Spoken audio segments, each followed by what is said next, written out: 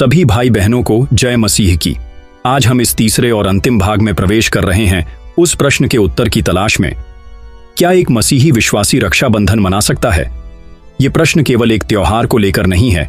ये सवाल हमारी आत्मिक पहचान, परमेश्वर की आज्ञा और उसके वचन के प्रति हमारी निष्ठा से जुड़ा है।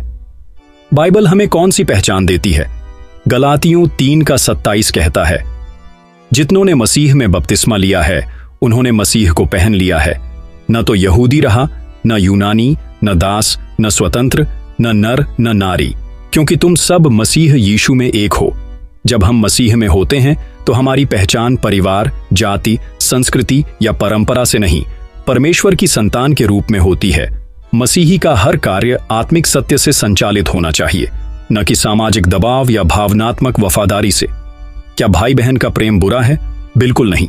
परमेश्वर ने भाईचारे का आदर किया है, लेकिन प्रेम यदि परंपरा और अंधविश्वास के साथ जुड़ जाए तो वह आत्मिक जीवन को प्रभावित कर सकता है। 1 यूहन्ना 3:18 कहता है, बालकों, हम केवल वचन या जीभ से नहीं पर काम और सच्चाई से प्रेम करें। यानी अगर एक भाई अपनी बहन से प्रेम करता है तो उसे सुरक्षा देने के लिए धागे की जरूरत नहीं, बल्कि जीवन में जिम्मेदारी उठाने की जरूरत है। रक्षाबंधन की उत्पत्ति और उसका स्वरूप रक्षाबंधन का मूलतः एक धार्मिक कर्मकांड रहा है, जो ब्राह्मणों द्वारा यज्ञ और पूजा में रक्षा सूत्र बांधने से शुरू हुआ। आज भी यह मंत्रों और पूजन विधि के साथ जुड़ा हुआ है, जैसे यन बद्धो बलि राजा दानवेंद्रो महाबल।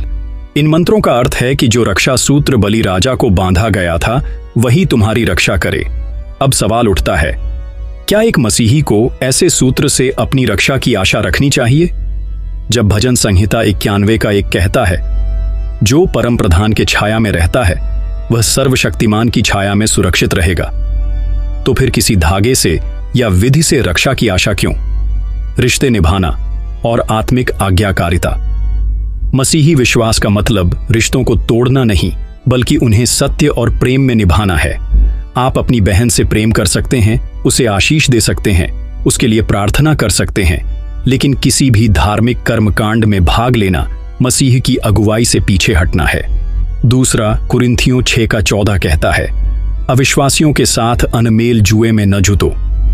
इसका अर्थ ये नहीं कि आप अपने परिवार से अलग हो जाएं, बल्कि यह कि आप उनके कार्यों में भागीदार न बने जो परमेश्वर के वचन के विरुद्ध हैं। यदि बहन मसीही नहीं है तो क्या करें? प्रेम दिखाएं, सेवा करें, उपहार दें, साथ बैठें, लेकिन धीरे धीरे उसे समझाएं कि आपकी आत्मिक निष्ठा केवल मसीह की है। राखी बांधने की जगह प्रार्थना करें, उसे परमेश्वर के वचन का उपहार दें और अपने जीवन से उसे यीशु की गवाही दिखाएं। क्या ऐसे रिवाज मनाने से उद्धार छिन जाता है? उद्धार केवल विश्वास से, अनुग्रह से है। लेकिन यदि हम जानबूझकर आत्मिक समझ होने के बावजूद मसीह की आज्ञा को तोड़ते हैं तो यह अनाज्ञाकारिता और विद्रोह की ओर ले जाता है। इब्रानियों 10:26 में लिखा है, क्योंकि यदि हम सत्य की पहचान पाने के बाद जानबूझकर पाप करते रहें तो पापों के लिए फिर कोई बलिदान बाकी नहीं। इसीलिए यह केवल रक्षाबंधन का मुद्दा नहीं है, यह आत्मिक आज्ञाकारिता का विषय है। आइए अंत में प्रार्थना करें। प्रभु यीशु मसीह, तू ही मेरी चट्टान, तू ही मेरी रक्षा है। मनुष्य की परंपराएं मुझे तुझसे दूर न कर पाएं। हे पवित्र आत्मा, मुझे समझ दे, विवेक दे और साहस दे कि मैं केवल तेरा रहूं। मुझे अपने परिवार से प्रेम करने की शक्ति दे, लेकिन तेरे वचन के साथ समझौता न करूं।